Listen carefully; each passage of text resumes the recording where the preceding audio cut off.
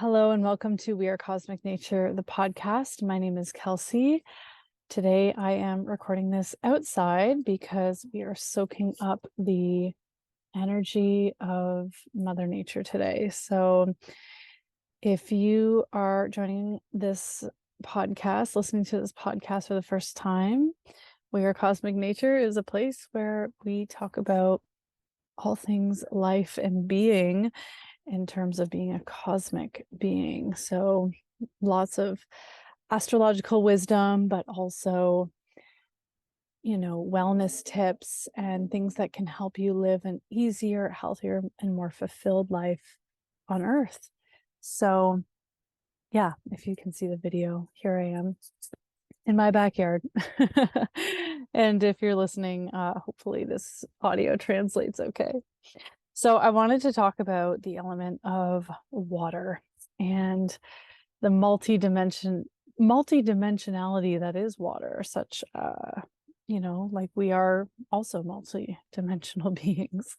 We're vibrational, right? And we are cosmic. We are also very much earthly. We are made up of, atoms and molecules, and if we feel physical, but science does tell us that we are actually mostly, empty space. And as we can explore in this episode today, what's within that empty space? There is fluidity, and some researchers may say that it is actually a water base that is that spaciousness between all things, just a different form of it. We know ice, we know liquid, and we know gas, but there may just be more to that picture. Now, I don't have all the scientific terms for that written down or off the top of my head, but there is definitely some interesting conversations happening in the world of science and water and spirituality, where I feel that we are right now. We are in that in-between place of science and spirituality where we're actually seeing that these things merge, which is kind of the tone I wanted to take on this podcast episode.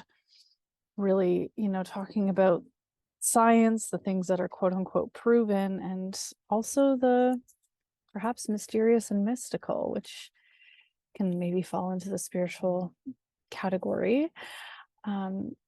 And I'm just going to flow with this conversation because there's so much to touch on. But if we look at astrology for a brief moment, we're currently in a transit of Saturn moving through Pisces. And Saturn is the planet that represents a few things, one of them being, what's the word I'm looking for? It can be government and industries and structures and power and authority, not power like Pluto, because Pluto is really more about power, but authority figures and leadership and also discipline and accountability and consequence. And it's very concrete, very earthly. And for Saturn to be moving through Pisces, a very spiritual, the most, if we're putting, all signs are spiritual, but Pisces does rule the spiritual realm, the esoteric realm, that which we can't see and can't grasp and can't understand. It is a water sign, but it's so mysterious and ethereal.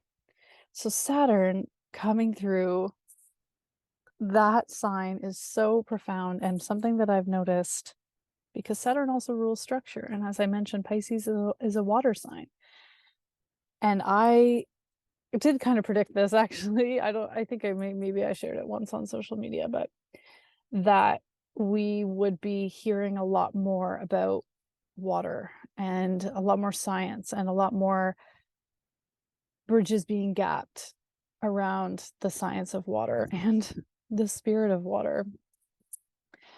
And I didn't attend this workshop, but because I was away, but I really wanted to. There was a workshop all around the spirit of water.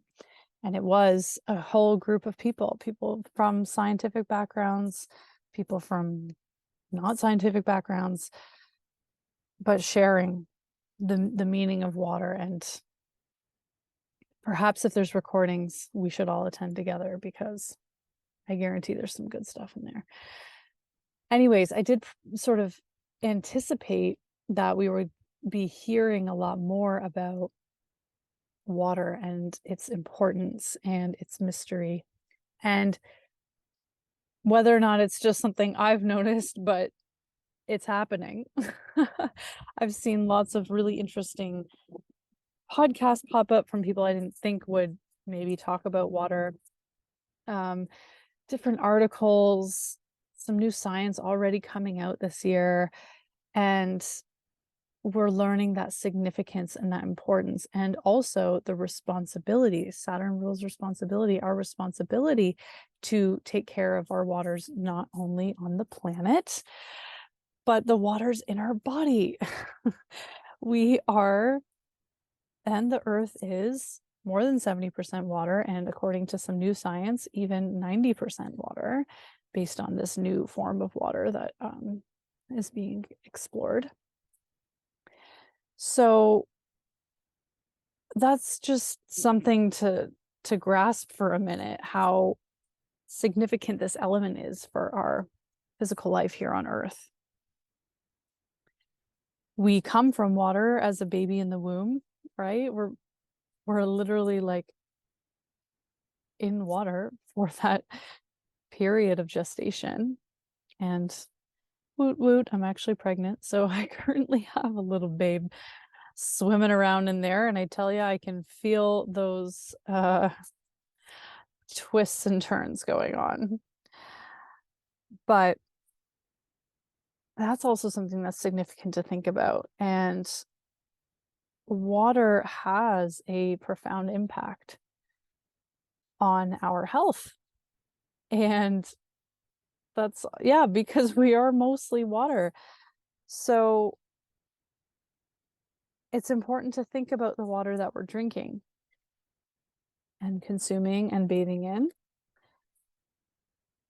We've learned a lot over the years about nutrition and nourishment, and what's working and what's not working. And I think I think anyways that it's mostly common sense on the planet that processed food maybe isn't great. Eating foods from the earth and in their purest form is.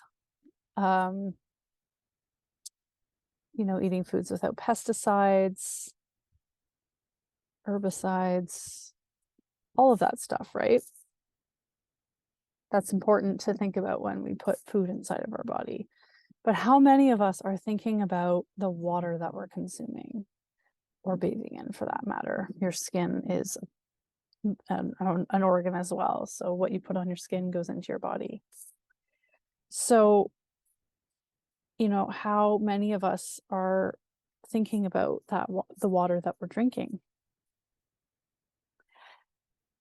And just based from my observation, I'd say most people are just drinking tap water or bottled water.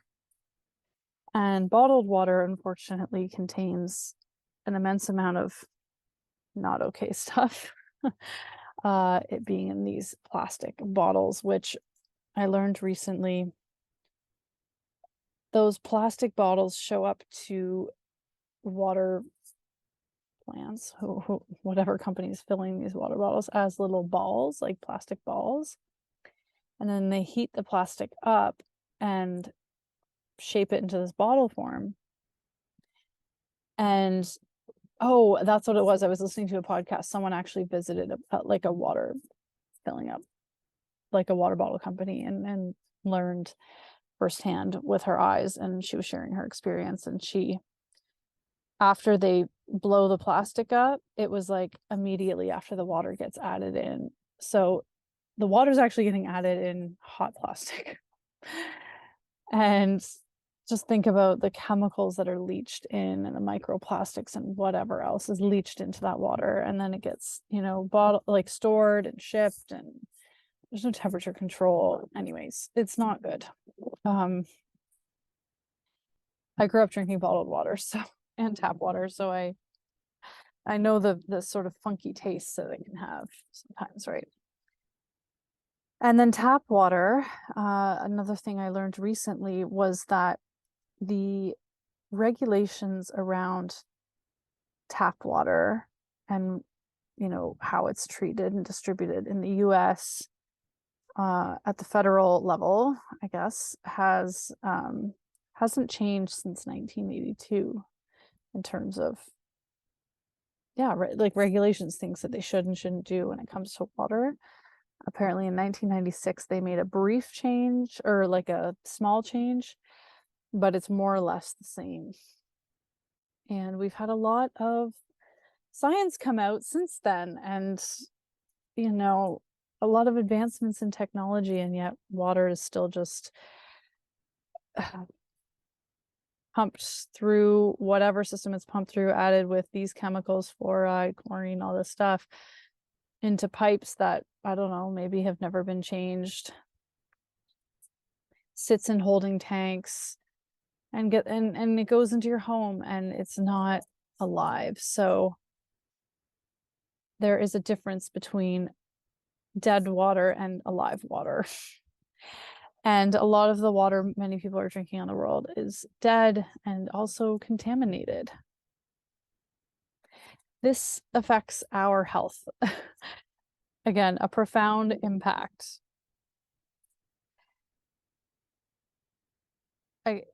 If we're talking about nutrition, you know, if we're going to be healthy, we need vitamins and minerals, vegetables, whole grains, that sort of thing. But what water are we consuming, and how is that affecting us? If we're mostly water, that should be arguably more important than the food that we're eating. And I studied holistic health coaching because I knew how important nutrition was, and simultaneously was learning about water. It actually was only a couple pages in the book, in my textbook, was water. And I remember thinking, well, this is interesting, because it even says, you know, we're 70% water, blah, blah, blah. It's really important to consider the water you drink. But that was it. It was like a few pages and there was nothing else. I suppose maybe there wasn't as much science and conversation around it like there is now and emerging. So I took it upon myself to study on my own about water. And that's when I made some changes in my lifestyle to consider the water I was drinking and experience some shifts in my health due to that. So I'll talk about some of the solutions that you can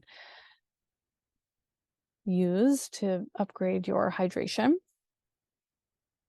So hydrate, speaking of hydrate, proper hydration is a water molecule that goes into your cell and literally clears it out. Like, water should be able to permeate the cell membrane and go inside to the cell. And there's, again, biochemistry here, unfortunately. I don't have those terms like right off the tip of my tongue, but I do know that a properly hydrated cell can work more efficiently and convert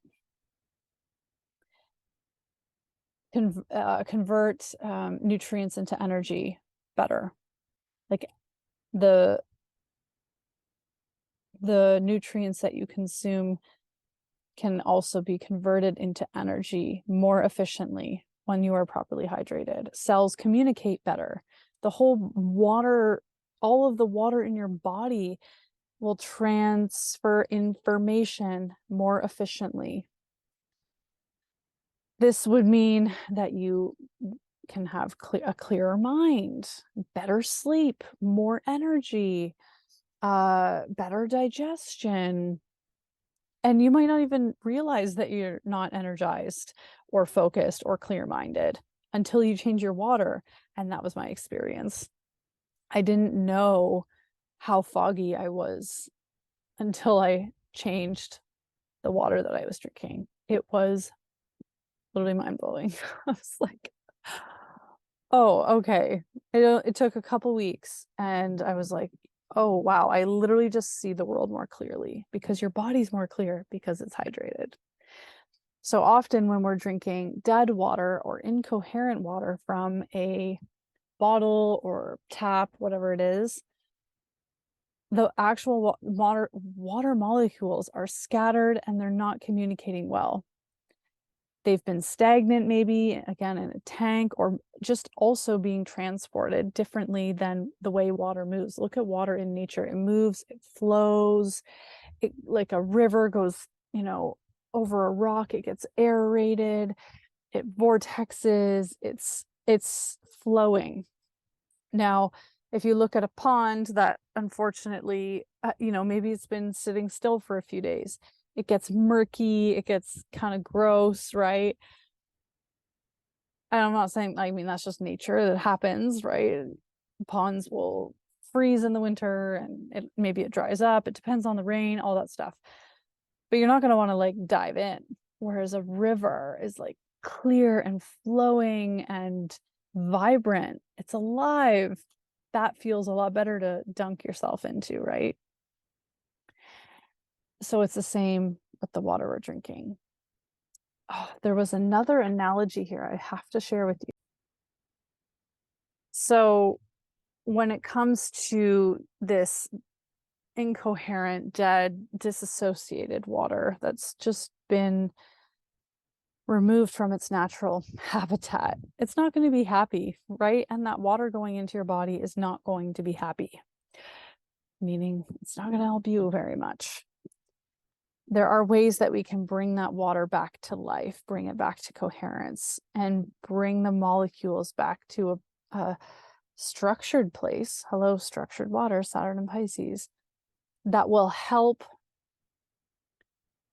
to communicate with the cells of your body and the water within your body so that you also feel together and alive and vibrant. Now, this analogy is actually referring to a diamond. And a diamond is carbon. Okay, so coal is also carbon. Coal looks black and dusty and not, as beautiful as a diamond does. But it's the same material. A diamond just happens to be structured and pressed and in its like highest vibrational state, right? So it's gem-like, it's crystalline. This is a similar, explanation as water can be and behave. So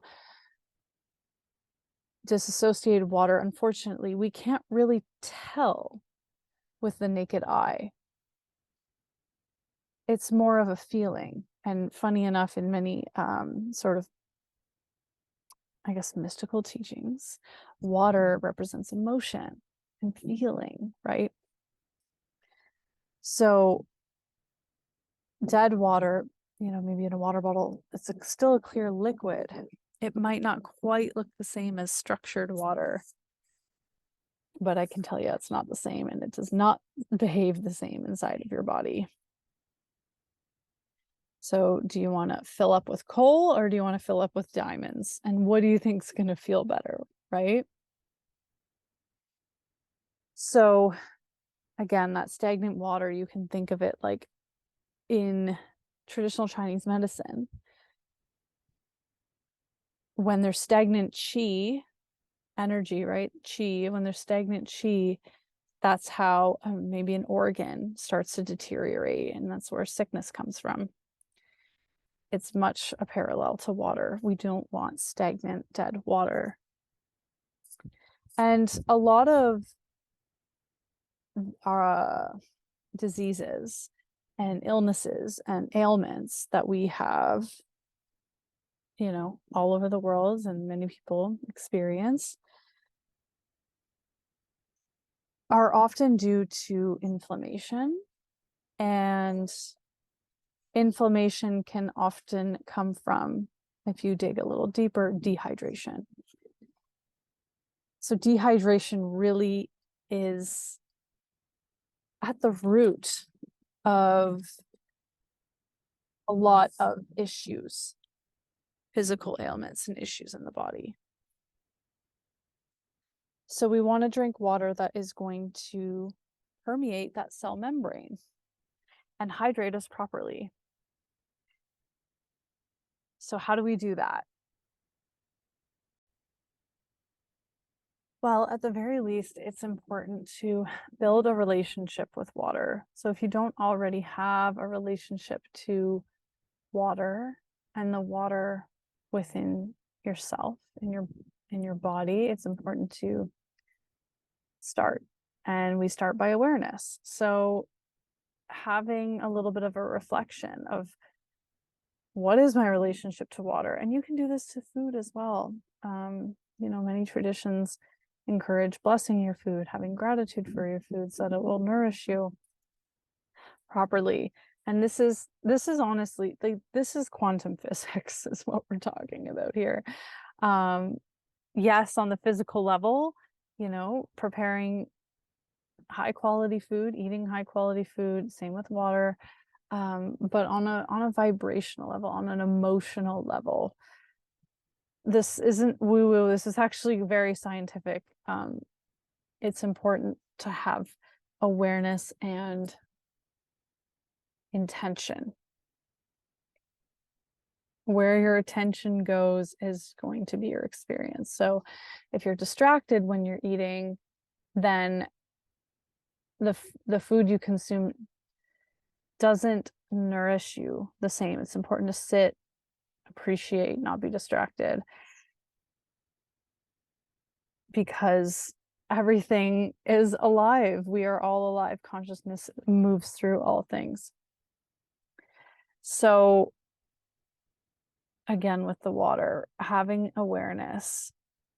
Do I drink water mindlessly? Do I give a shit about the water I'm consuming? Is water just water? Does any of this even matter? You might be thinking those things, and that's fine. But also, how do you feel on a day-to-day basis? I like to add richness to life and create richness in my life and create a deep experience of life. And maybe that's a Scorpio in me. Scorpio in the second house. Like, I want to really feel this physical life and have it be the best. So this is why I'm talking about this with you today. And I hope you're finding value here. And I definitely would love to keep the conversation going. There's so many directions we can take this. So just check in, and then I would, explore a little bit deeper of, okay, what is the constitution of my water? You can get it tested at your local lab. Consider if there are any contaminants in it. And maybe it comes back as, oh, okay, healthy, but what are the general guidelines in your area? What's considered safe? Because even a quote unquote trace amount of certain chemicals and bacteria is considered safe, but is it necessary to have these chemicals in our water? I just got back from a family and friend event, a wedding, and the one woman was like, oh, you can always tell when they dump the bleach in the water, because that's all you can taste when you drink it. And I'm like, yep. And it's funny, I actually remember her house was the first house I went to. We live in the same city, but for whatever reason, I could really tell there. But her house was the first house that I went to after I had been drinking the different water that I was drinking for a couple weeks, when I was studying holistic health coaching, and I wanted to change. And we were also, having some wine, and I also like to, hydrate at the same time if I'm having a couple glasses of wine, and I couldn't drink the water in our house. And I had been drinking it a couple weeks prior because that was before I set up my machine that filters and all that, which I'll talk about. But I couldn't drink the water. So I didn't drink water all night. I just had a couple glasses of wine, and I like chugged water when I got home because I couldn't do it. It did taste like bleach. Like, that is not okay. If you can smell it, if you can taste it, that is not okay. And maybe that's not your experience, but I'm just sharing that because they do put chlorine in water. It's many places. And that just is not something that we want to that we want to drink. So okay, so if you're now, kind of aware, you're like, oh, I've been mindless, I haven't really cared. This is the water I'm drinking. Now what? What are the things that we can do to upgrade? And it's not even upgrade, honestly, it's just get it back to its natural state. Unfortunately, there are limited places on the planet where you can actually get the most clear and purified water. It's not easy anymore due to the nature of how we've evolved on this planet. There's a lot of tainting and a lot of garbage and all that stuff. So it's quite hard to find. If you can find access to, a natural spring, then and it's tested and it's pure, that's excellent. Excellent. And celebrating celebrating your location on this planet. But it's not easy. So first, I would start with simply setting an intention when you drink your water, communicating with your water. Same with your food. So thanking your water, blessing it, maybe even setting the intention that you're only absorbing that which is the best, and anything that's not going to support your highest good will be cleared out. Energy is really powerful, and this can be a very effective way to bring your water back to a more alive state by communicating to it as if it is alive. Another thing that is really powerful is vortexing your water, and there are different tools and sort of, I don't know if machine is the word, but technology that can help you to do this. But even taking a spoon and swirling your water is really a powerful way to just get the molecules moving. Minerals is a very important piece of this as well. So adding some mineral salts to your water will bring it back to life just a little bit. And again, there are specific minerals that you can buy that are for this, or even a bit of high quality Himalayan salt or sea salts can be helpful. Filtration is huge. We want to filter out all the yucky whatevers that get into our water, pesticides, pharmaceuticals, garbage, like just stuff that gets in there. We want to filter that out, and you want a very high quality filter, not just a Brita filter or Santevia or what's the other one? Berkey. Though I do like the whole Berkey system, but apparently there's some they're having some drama. I don't know too much about it, but we want something that is going to, like, it's probably going to be, at least a couple $100 or sometimes more, right? A couple $1,000 sometimes. There's whole systems that you can add to your house, but we want to do our best to filter out the rubbish that gets into our water. Then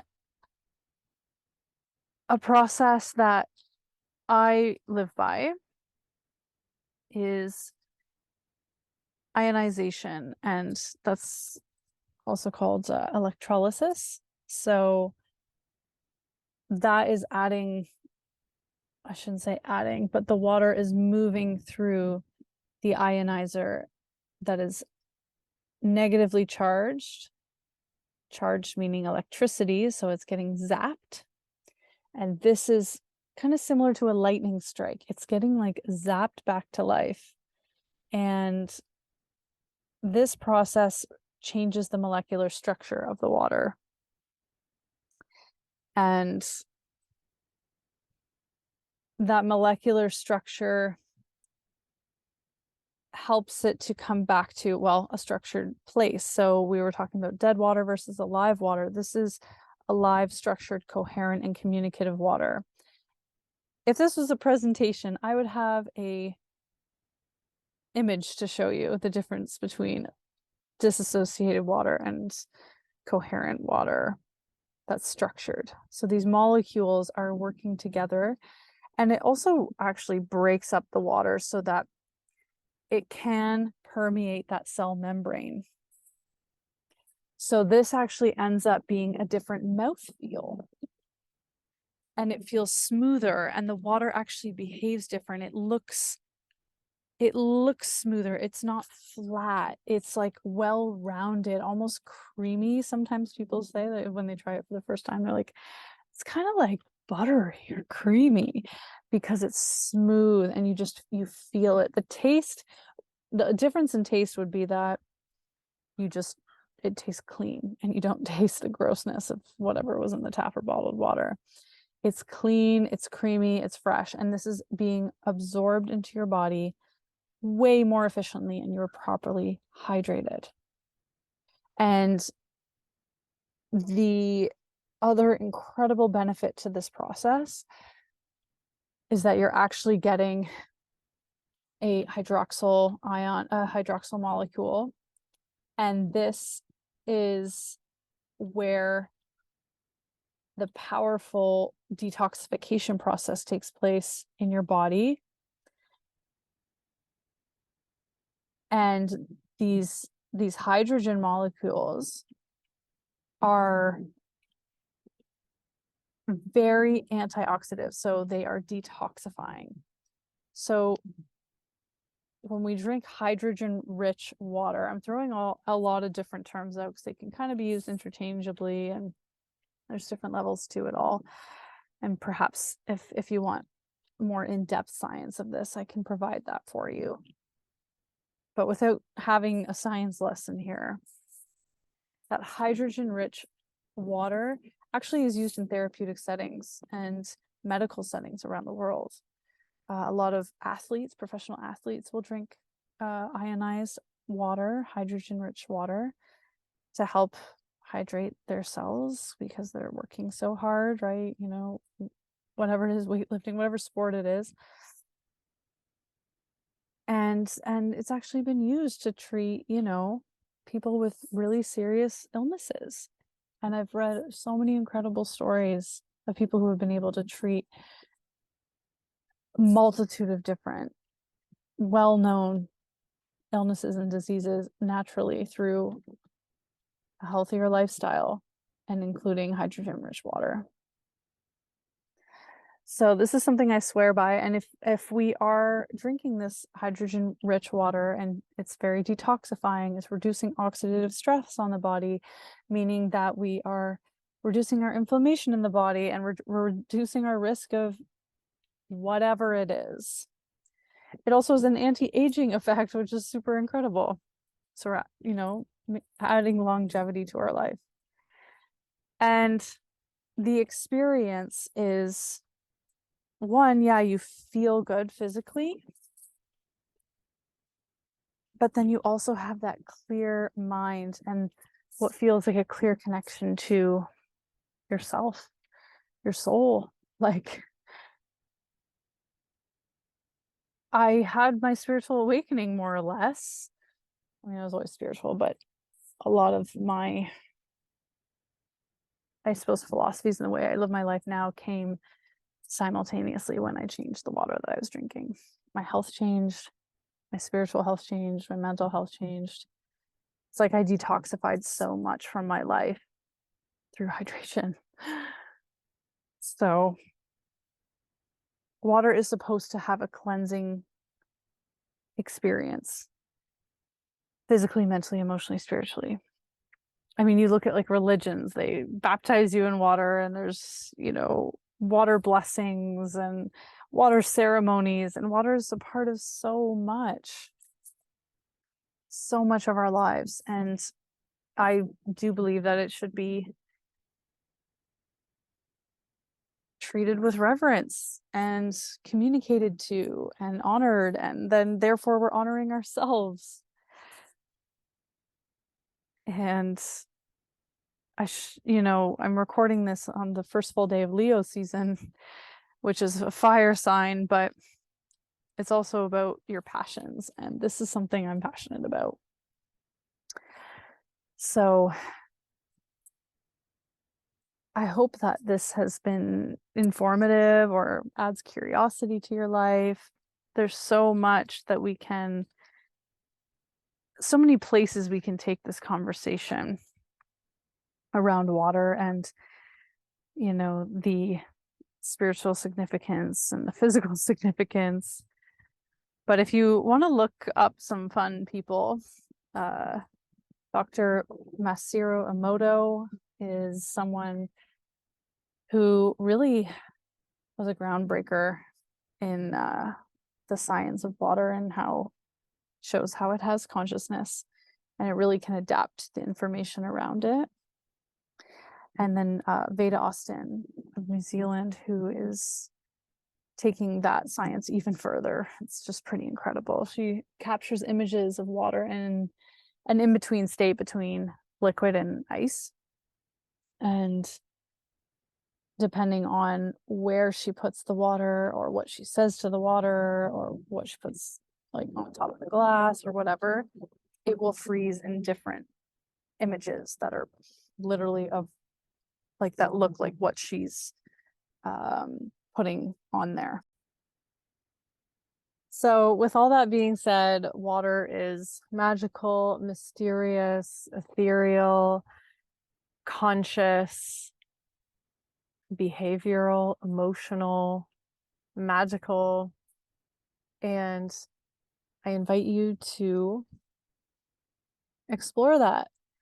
And if you have any questions, absolutely send me an email or an Instagram message, and let's take this conversation further. And I'm curious to hear your thoughts, and certainly share it with a friend who loves the funny line that's not even a line anymore between our physical experience and our spiritual experience. And yeah, perhaps we'll have a few more conversations around water. I definitely believe it, such as manifesting with water. That's a fun one.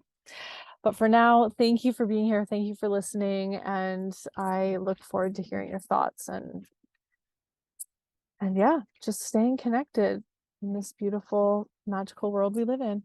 Have a great day.